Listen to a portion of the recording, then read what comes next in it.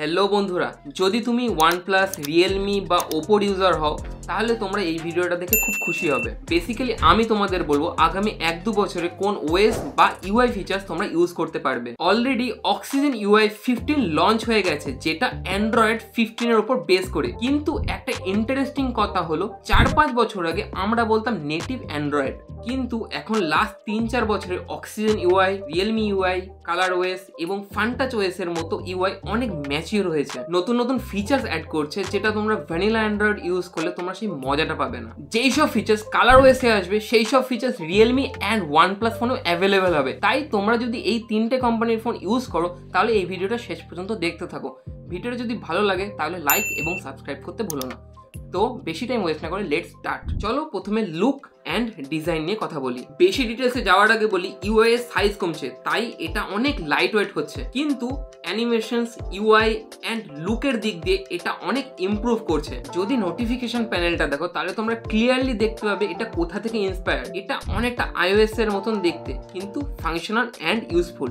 যখন তুমি ইউজ করবে সেটা Realme UI, Oxygen UI বা ColorOS হোক, অ্যানিমেশন নেক্সট লেভেল ইউজ হয়েছে। এক স্ক্রিন থেকে আরেক স্ক্রিন বা অ্যাপ ওপেন অ্যান্ড ক্লোজ করলে ট্রানজিশনগুলো অনেক ফ্লুইড, ক্লিন অ্যান্ড খুব ভালো দেখতে। কুইক সেটিংস প্যানেলের আইকনসগুলো আরো রাউন্ডেড হয়েছে, অনেকটা iOS এর মতো। Default stock apps like clock, recorder, calculator, তাদের লুক অ্যান্ড ফিল চেঞ্জ হয়েছে এবং সেটা বেটার দিকে। আমি তোমাদের অ্যানিমেশনস অ্যান্ড ট্রানজিশন নিয়ে কথা বলছি।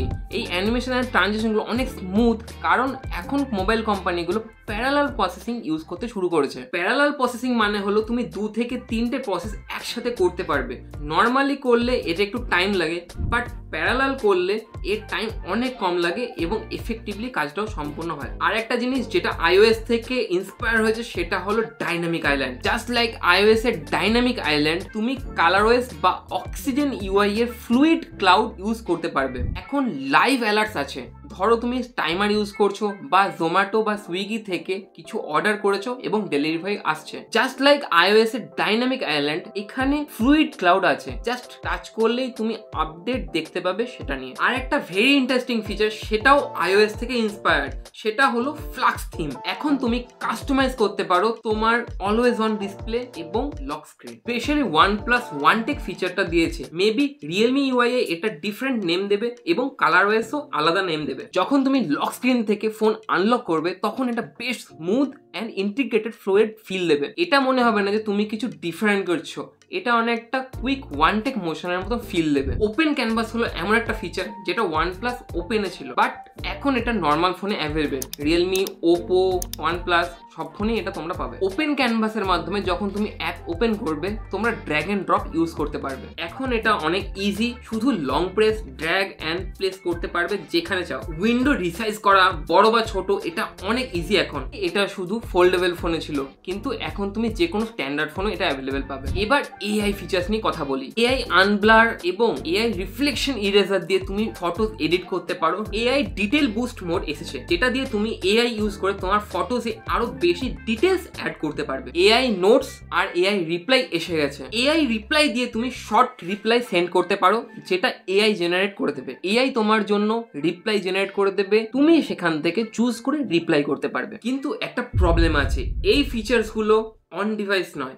এর মানে হলো তোমার সব ডেটা, সেটা ইমেজ হোক বা টেক্সট, সেটা এক্সটার্নাল সার্ভারে গিয়ে তোমার প্রসেস হচ্ছে। এটার দুটো মেন ইস্যু আছে। একটা হলো টাইম কনজাম্পশন, যেহেতু এটা অন ডিভাইস প্রসেস নয় তাই জন্য টাইম অনেক বেশি কনজিউম হয়। আর একটা হলো ডেটা প্রাইভেসি, ডেটাটা কোথায় যাচ্ছে এবং কিভাবে প্রসেস হচ্ছে সেটার কোনো ক্লিয়ার আইডিয়া আমাদের নেই। আমার মনে হয় কোম্পানিগুলো যেমন Oppo, Realme, OnePlus, এদের ক্লিয়ার একটা স্টেটমেন্ট দেওয়া উচিত যে কিভাবে তারা ডেটাটা হ্যান্ডেল করছে। এখন ইন্টেলিজেন্ট সার্চ AI বেসড হয়ে গেছে। আগে নর্মাল অ্যাপ সার্চ করলে শুধু অ্যাপের রেকমেন্ডেশনই দিত, কিন্তু এখন অ্যাপের সঙ্গে তুমি ইমেল বা অন্য কোনো ডকুমেন্ট থেকেও ডাইরেক্টলি ডেটা এখানে অ্যাক্সেস করতে পারবে। ধরো তোমার কোনো একটা ডিটেলস আছে, ফ্লাইট ডিটেলস বা অন্য কোনো ডিটেলস, তুমি এখানে সার্চ করলে এটা তোমাকে ডাইরেক্টলি ইমেল থেকে ডেটা এক্সট্র্যাক্ট করে তোমাকে এখানে সামারাইজ করে রিপ্রেজেন্ট করে দেবে।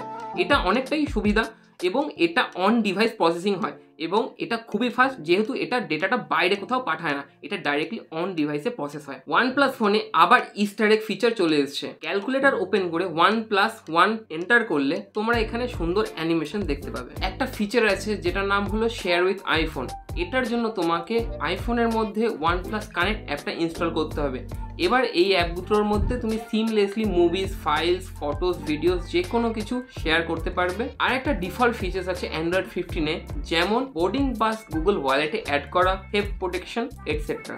এই ফিচার্সগুলো ডেফিনেটলি অক্সিজেন ইউআই অ্যান্ড কালারওয়েসে ইন্টিগ্রেটেড থাকবে। এইসব শুনে তুমিও ভাবছো এইসব আপডেট তুমি তোমার নিজের ফোনে কবে পাবে? অক্সিজেন ওএস 15 আসবে out of the box OnePlus 13-এ।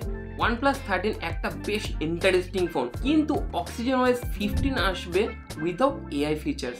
AI features roll out হবে কিছুদিন পর। ওপোর ফাইন্ড X8 সিরিজে তুমি পাবে কালারওয়েস 15 আউট অফ দ্য বক্স। আজকের ভিডিওটা এই পর্যন্তই। ভিডিওটা ভালো লাগলে লাইক এবং সাবস্ক্রাইব করতে ভুলো না। দেখা হচ্ছে নেক্সট ভিডিওতে। বাই।